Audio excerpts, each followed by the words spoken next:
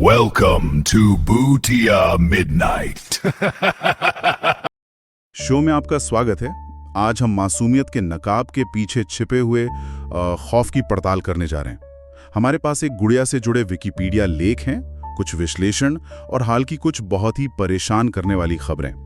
एक ऐसी रैगडी and doll जिसे दुनिया एनाबेल के नाम से जानती है। और हमारा मकसद सिर्फ कहानी सुनाना नहीं है, हम ये समझने की कोशिश करेंगे कि कैसे कपड़े और धागों से बनी एक साधारण सी गुड़िया दशकों तक चलने वाली पैरानॉर्मल कहानियों, हॉलीवुड की ब्लॉकबस्टर फिल्मों और हाल के दुखद हादसों का केंद्र बन गई। ये पड़ताल सिर्फ गुड़िया की नहीं बल्कि हमारे डर की भी है। तो चलिए इस कहानी के उलझे हुए धागों को एक एक करके खोलते हैं। कहानी शुरू होती है 1970 में एक तोहफे के साथ। डोना नाम की एक 28 साल की नर्सिंग छात्रा को उसकी मां से जन्मदिन पर एक रैगडी एंड डॉल मिलती है। और यहाँ ये जानना जरूरी है कि ये वो डरावनी चीनी मिट्टी की गुड़िया नहीं थी जो हम फिल्मों में देखते हैं। नहीं, बिल्कुल नहीं। असली गुड़िया तो बहुत ही आम थी। कपड़े का शरीर, बटन जैसी आंखें और लाल ऊन के बाल, बिल्कुल वैसी जैसी हजारों बच्चों के पास होती है। शायद यही बात इससे और भी ज्यादा डरावना बनाती है। बिल्कुल। तो डोना और उसकी रूममेट एंजी, उन्होंने जल्दी ही ना कुछ अजीब महसूस करना शुरू किया। किस तरह की चीजें? पहले तो बहुत मामूली, जैसे गुड़िया की जगह में हल्के फुल्के बदलाव। मान लीजिए उसका हाथ या पैर किसी और तरफ मुड़ा हुआ मिलना। इसे तो आसानी से नजरअंदाज किया जा सकता है ना? हाँ, शुरुआत में तो ऐसे ही लगता है कि शायद हमने ही उसे वैसे रख दिया हो और भूल गए हों। सही, लेकिन फिर ये घटनाएं बढ़ने लगी। गुड़िया खुद ब खुद एक कमरे से दूसरे कमरे में मिलने लगी। अच्छा। वो भी तब जब दरवाजा बंद होता था। अब इसे नजरअंदाज करना मुश्किल था। मतलब अब ये महज भूलने की बात नहीं रही थी। नहीं। और फिर चीजें और भी अजीब हो गईं। उन्हें पुराने से दिखने वाले कागज पर, चर्म पत्र पर लिखे हुए संदेश मिलने लगे। संदेश? कैसे संदेश? लिहाड़ बच्चों जैसी थी। और संदेश होते थे, हमारी मदद करो या लू को बचाओ। लू को बचाओ? हाँ, लू।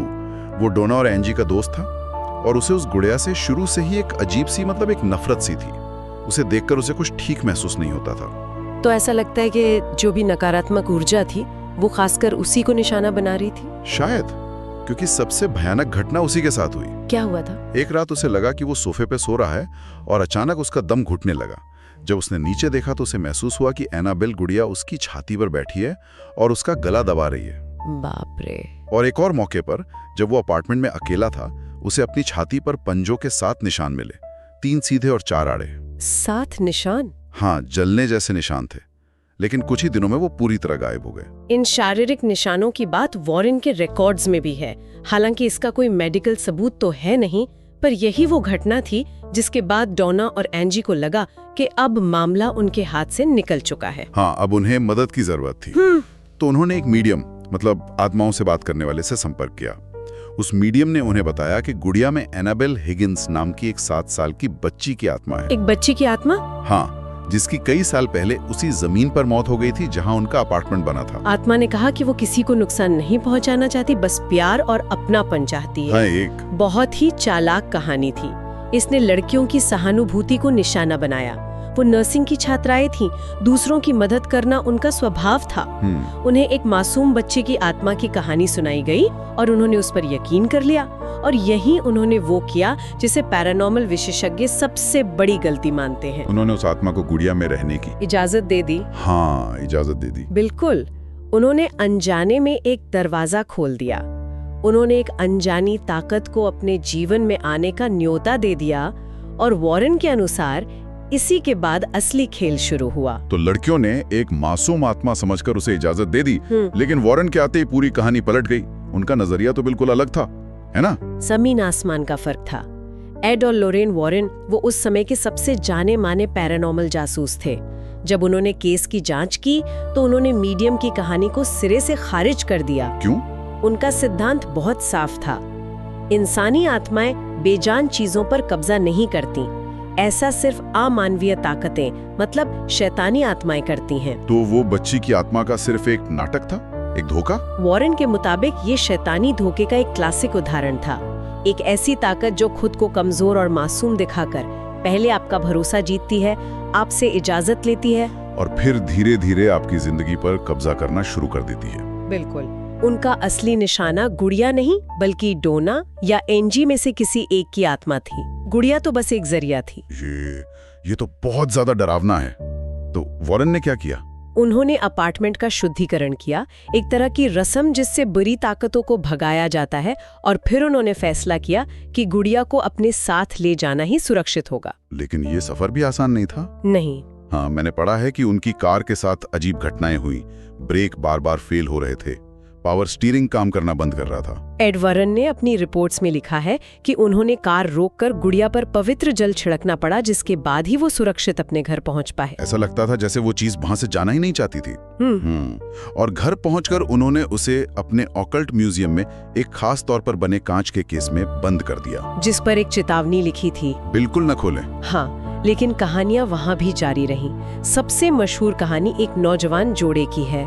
अच्छा। लड़का म्यूजियम में गुड़िया का मजाक उड़ा रहा था, उसके केस पर हाथ मार रहा था। एड ने उसे चेतावनी दी, लेकिन उसने अनसुना कर दिया। और फिर कहते हैं कि वहां से निकलने के कुछ ही घंटों बाद उसकी एक मोटर बाइक दुर्घटना में मौत हो गई और उसकी प्रेमिका भी गंभीर रूप से घायल हो गई। क्या ये एक अभिशाप था या सिर्फ एक भयानक संयोग जिसे कहानी से जोड़ दिया गया? यही तो इस पूरी कहानी का सबसे बड़ा सवाल है। क्या ये घटनाएं सच में गुड़िया से जुड़ी हैं, या हमारा दिमाग ही उन घटनाओं को एक पैटर्न में देखने लगता है क्योंकि हमें एक कहानी सुनाई गई है? विश्वास और सहयोग की लड़ाई है। सही। चलिए अब उस चीज पर आते हैं जिसे ज्यादातर लोग जानते हैं, फिल्मी एनाबेल। असली गुड़िया और फिल्मों की गुड़िया में इतना अंतर क्यों है? अब देखिए, इसके पीछे ना दो मेन वजह थी।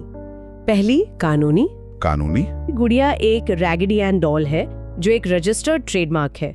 उसके डिजाइन का इस्तेमाल करने के लिए अनुमति और पैसे की जरूरत होती। दूसरी वजह ज्यादा रचनात्मक थी। फिल्म बनाने वाले एक ऐसी गुड़िया चाहते थे जो पर्दे पर देखते ही डरावनी लगे। अच्छा, वो फटे हुए चेहरे, बड़ी बड़ी आंखें। बिल्कुल, वो सब कुछ जो तुरंत खौफ पैदा करे। लेकिन क्या एक मासूम दिखने वाली चीज के अंदर बुराई का छिपा होना ज्यादा डरावना नहीं होता, जैसे असली गुड़िया के मामले में है? कई लोग ऐसा ही मानते हैं। ये हमारी सुरक्षा की भावना पर हमला करता है। एक डरावनी चीज से तो हम वैसे भी दूर रहेंगे, लेकिन एक प्यारी सी गुड़िया से कौन डरेगा? सही बात है। और जब वही चीज खौफ का कारण बनती है तो उसका असर ज्यादा गहरा होता है। जाहिर है, इस पूरी कहानी पर बहुत से लोग सवाल भी उठाते होंगे। क्या कोई वैज्ञानिक या तार्किक नजरिया भी है? बिल्कुल है। टेक्सास स्टेट यूनिवर्सिटी के प्रोफेसर जोसेफ लेकॉग जैसे संशयवादी इस पूरे मामले को बहुत आलोचनात्मक नजर से देखते हैं। वो वॉरेन के म्यूजियम को तो हैलोवीन का कबाड़ तक कहते हैं। अच्छा। उनका मानना है कि शैतानी गुड़िया का विचार वॉरेन की कहानी से बहुत पहले से पॉप कल्चर में मौजूद था, जैसे कि चकी की फिल्में। हाँ, चाइल्ड्स प्ले जैसी फिल्में। लेकिन उससे भी पहले 1963 में द ट्वाइलाइट जोन का एक एपिसोड आया था, लिविंग डॉल। उसमें एक बात करने वाली गुड़िया अपनी मालकिन को परेशान करते और उस माँ का नाम भी एनाबेल होता है। ये वॉरेन की कहानी सामने आने से 7 साल पहले की बात है। तो क्या ये मुमकिन है कि वॉरेन ने इन कहानियों से प्रेरणा ली हो? संशयवादी तो यही मानते हैं। इसके अलावा एक मनोवैज्ञानिक सिद्धांत भी है, अनकैनी वैली। Uncanny valley? हाँ, ये उस अजीब सी बेचैनी को कहते हैं जो हमें तब महसूस होती है जब कोई चीज इंसान जैसी दिखती है पर पूरी तरह इंसान नहीं होती, जैसे रोबोट या मोम के पुतले, और खासकर गुड़िया। हमारा दिमाग इस कंफ्यूजन को ठीक से प्रोसेस नहीं कर पाता और ये बेचैनी डर में बदल जाती है। तो इसका मतलब ये है कि डर गुड़िया के अंदर नहीं बल्कि हमारे दिमाग में है। काफी हद तक। हम इंसानों में एक और आदत होती है जिसे एंथ्रोपोमॉर्फिज्म कहते हैं, यानी बेजान चीजों में इंसानी भावनाएं और इरादे देखना। अच्छा, जैसे जब हमें लगता है कि हमारा कंप्यूटर हमसे नाराज है। बिल्कुल। तो एक हिलती डुलती गुड़िया की कहानी हमारे दिमाग की इन्हीं दोनों कमजोरियों का फायदा उठाती है। तो ये कहानी दशकों तक म्यूजियम में बंद रही, लेकिन हाल के वर्षों में ये फिर से सुर्खियों में आ गई है और इस बार हालात और भी अजीब हैं। हाँ, 2019 में जोनिंग नियमों की वजह से वॉरेन का म्यूजियम बंद हो गया। इसके बाद 2025 में वॉरेन के दामाद टोनी स्पैरा ने एनाबेल को एक टूर पे ले जाने का फैसला किया। एक शापित मानी जाने वाली गुड़िया को टूर पे ले जाना, जिसका नाम था डेविल्स ऑन द रन। ये विचार ही अपने आप में अजीब है। और इस टूर के दौरान भी अजीब घटनाएं रिपोर्ट की गई। जब गुड़िया न्यू ऑरलियंस में थी तो पास के एक ऐतिहासिक मकान में आग लग गई और एक जेल से 10 कैदी भाग गए। इन घटनाओं का गुड़िया से कोई सीधा संबंध नहीं था, लेकिन अफवाहें तेजी से फैली। इंटरनेट पर तो यहाँ तक खबर उड़ गई कि एनाबेल अपने केस से भाग गई है। लेकिन सबसे दुखद घटना जुलाई 2025 में हुई। इस टूर के मुख्य आयोजक और गुड़िया के हैंडलर 54 साल के डैन रिवेरा पेंसिल्वेनिया के एक होटल के कमरे में मृत पाए गए। अधिकारियों ने साफ कहा कि मौत में कुछ भी संदिग्ध नहीं था, लेकिन एनाबेल की कहानी के संदर्भ में इस घटना को एक और अभिशाप के तौर पर देखा गया। इसने आग में घी का काम किया। बिल्कुल। और इन घटनाओं ने वॉरेन परिवार के अंदर भी एक दरार पैदा कर दी है ना? हाँ, ये एक बहुत बड़ा पारिवारिक विवाद बन गया है। एड और लोरीन के पोते क्रिस मैकिनल अपने सौतेले पिता टोनी स्पेरा के इस टूर का कड़ा विरोध करते हैं। उनका क्या कहना है? उनका कहना है कि उनके दादा दादी ने इन चीजों को लोगों की सुरक्षा के लिए बंद किया था, ना कि किसी सर्कस की तरह देश भर में घुमाने के लिए। तो ये विरासत के सम्मान और उससे पैसा कमाने के बीच का टकराव है। बिल्कुल।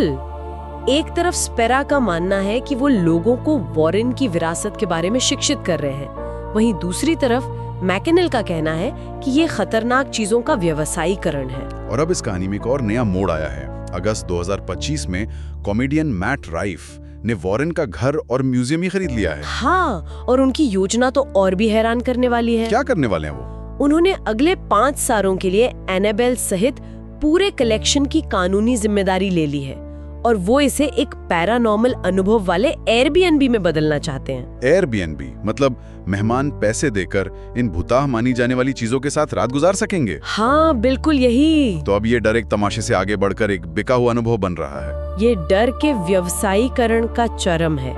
जो चीज कभी एक परिवार के तहखाने में बंद थी, वो अब एक पब्लिक अट्रैक्शन बनने जा रही है।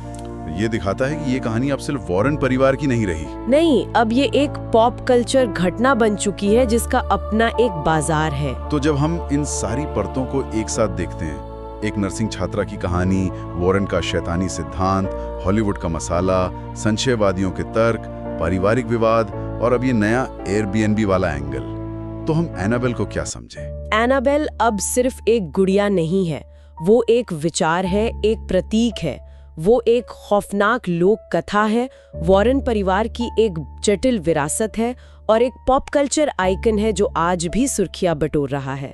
यह कहानी हमें दिखाती है कि कैसे डर एक बहुत बड़ा व्यापार बन सकता है और कैसे एक कहानी पीढ़ी दर पीढ़ी नए किरदारों और नए मोड़ों के साथ जिंदा रहती है। और यह हमें एक अंतिम विचार के साथ छोड़ जाता है। एनाबेल की असली ताकत कहाँ बसती है?